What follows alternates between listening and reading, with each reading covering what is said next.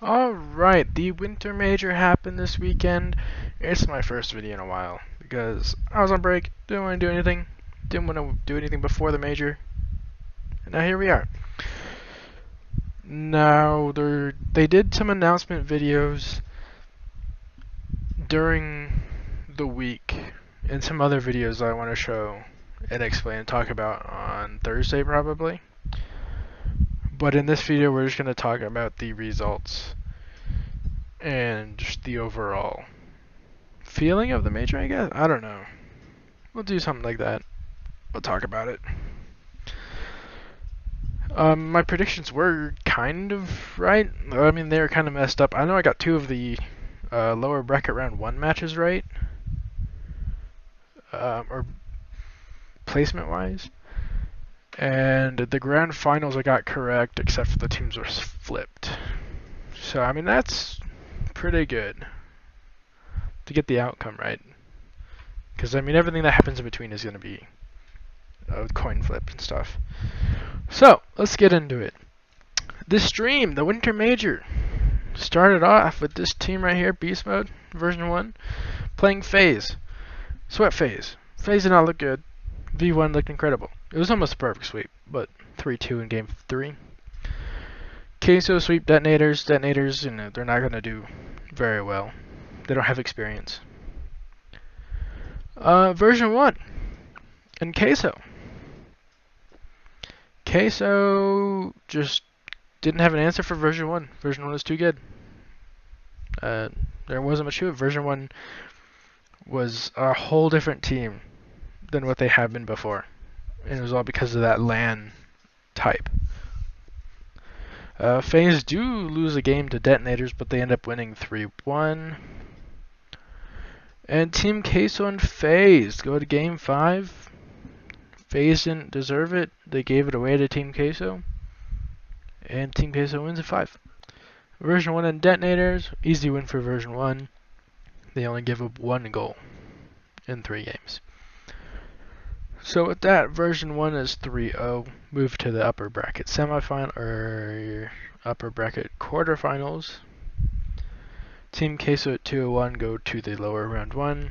FaZe Clan at 1-2 go to round 1, and detonators get eliminated. In Group B, this was the most surprising group, most chaotic group. Fury comes out on top 2-1 as they beat NRG surprisingly. Pretty convincingly too. There was only one goal game and it was in NRG's favor.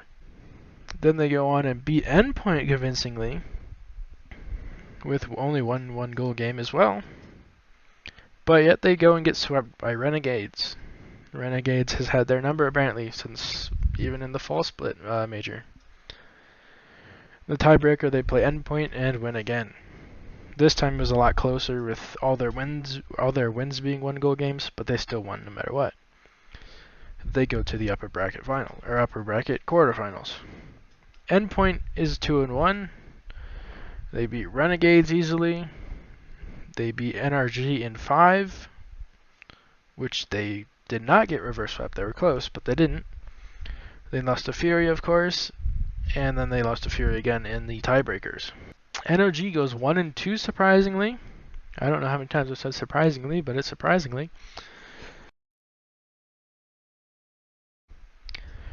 Renegades' only win was to Furia, but they end up getting eliminated anyway.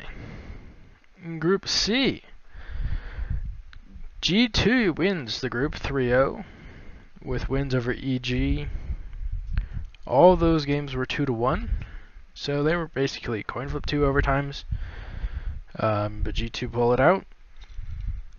G2 beats Team Secret in 5, almost getting reverse swept, surprisingly. Again, there it is.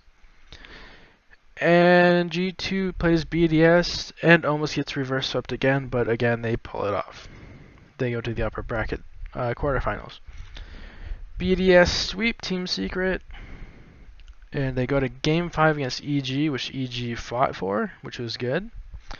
They also had the longest overtime at a Rocket League or RLCS LAN at 10 minutes and 15 seconds. And then Evil Geniuses get the Spaceman sweep against Team Secret, losing the first game but winning the next 3. Team Secret gets eliminated. Evil Geniuses and BDS go to the lower bracket. Group D, there's no Sandrock. And that's one of the things I'll be talking about in the next video. Since there's no Sandrock, there's only 3 teams, only 3 games. Dignitas choke. They have the lead 2-0 in the series, and then Space Station reverse sweeps them. Apparently choke. Dignitas come out and beat KCP pretty easily, again with Spaceman sweep. And the Space Station come out and beat KCP as well, also the Spaceman sweep. So Space Station only going 2-0 goes to the upper bracket. Dignitas and Pioneers go down to the lower bracket. This is where things get extra interesting. In the lower bracket round 1, we have FaZe and Endpoint. FaZe shut down Seiko and sweep them. Only one game is close with an overtime, but FaZe without Seiko, Endpoint is not the Endpoint that wins the regionals that they won. BDS, they come out strong with a 5-0 lead or win in game 2, and then they are threatened with a reverse sweep from KCP, but they pull it off on game 5. Team Queso and NRG, the #1 seeds from both Europe and North America respectively, they go to game 5.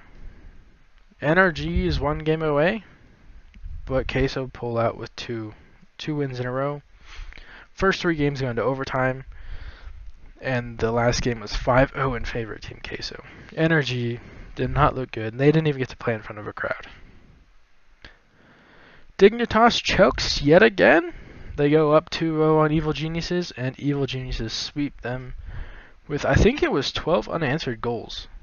They score 6-0 in game 3 and 5-0 in game 4. And then Dignitas almost come back, but it's not enough as Evil Geniuses get the reverse sweep. And now we have the first matches with a crowd. The first match was Team Queso and Evil Geniuses getting the first goal in a LAN or in front of a crowd in 2 years. A sweep, pretty clean. Evil Geniuses put up a fight, but it's not enough for Queso. Now this game right here, you're seeing FaZe Clan and BDS. BDS gets perfect swept for the 2nd time. This team was considered to be the best team in the world, and they've been perfect swept twice now. And FaZe have beat them twice, I believe, as well. Wasn't really close. 1-0, 2-0, and 3-0. I mean, they were close games, but you can't have a decent game. Well, you can't have a decent game. You can't win if you don't score. In the upper bracket semifinals, instead of, I was saying quarterfinals, oops. Version 1 in Space Station. Space Station looked good right out of the gate with a 1-0, a 5-3, and a 2-1. That second game, Version 1 was up 3-0, and the Space Station gets 5 goals back. Version 1 starts coming back with 2 wins, and the reverse sweep is kind of looking like it might happen. But in Game 6, Space Station wins in overtime. And they are, for having such a young talent in Daniel, they are really prepared for LAN environment. Furia and G2. Furia has looked good the entire weekend, especially with this goal right here. That was insane. G2 is just too much. They're just better. I mean, nothing against Furia. It's just G2 is a better team. Furia had some nice plays like those two. There's a scene right there.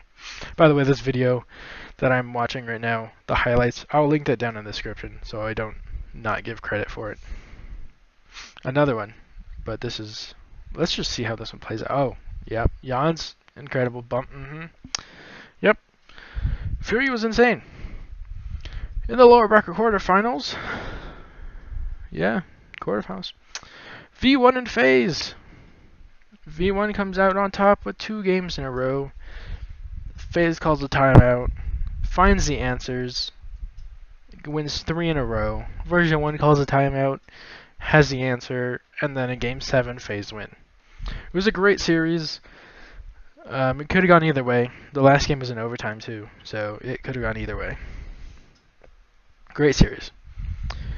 Furia and Team Queso. Queso goes up by 2. Furia doesn't like calling timeouts. They win 3 in a row. And then Queso calls a timeout and wins 5-1. Furia calls a timeout trying to stop the momentum, but Queso come out on Champions Field, and win 3-0. It was the first time a minor region, using quotes, air quotes here, because these minor regions are actually really good. It's the first time that a minor region has gotten top 6.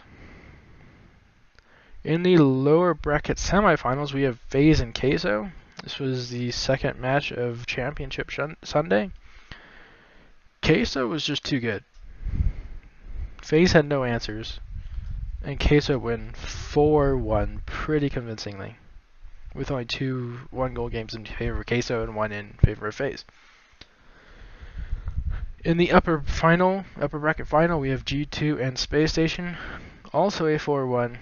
G2 was just the better team. Space Station did not have any answers for G2, but being a top 3, having a top 3 finish or performance in their first LAN together, especially with the 15-year-old Daniel, that's impressive. You can't be mad about that. In the lower bracket finals, this is where the team that loses the upper final almost always loses in the lower final because the momentum from the lower bracket team happens again here. Probably shouldn't have, but Queso wins the first game 4-1. Space Station comes back with an answer of 2-1. Queso wins again 2-1, and then Space Station win the next 2, 3-1 and 2-1, and then Queso calls a timeout and wins 5-2. Space Station calls a timeout,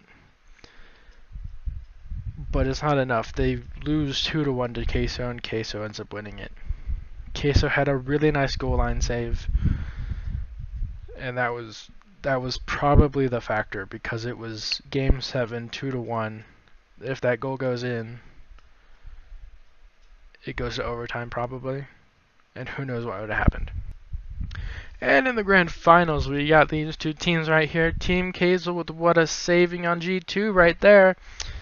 I predicted these 2 teams would be in the grand final, except for I had Team Queso in the upper bracket and G2 in the lower bracket. And the first series, because there is a bracket reset, which I also predicted, Queso looks strong. They come out and win 1-0. I mean, it's Team Queso. And then G2 wins 3-2.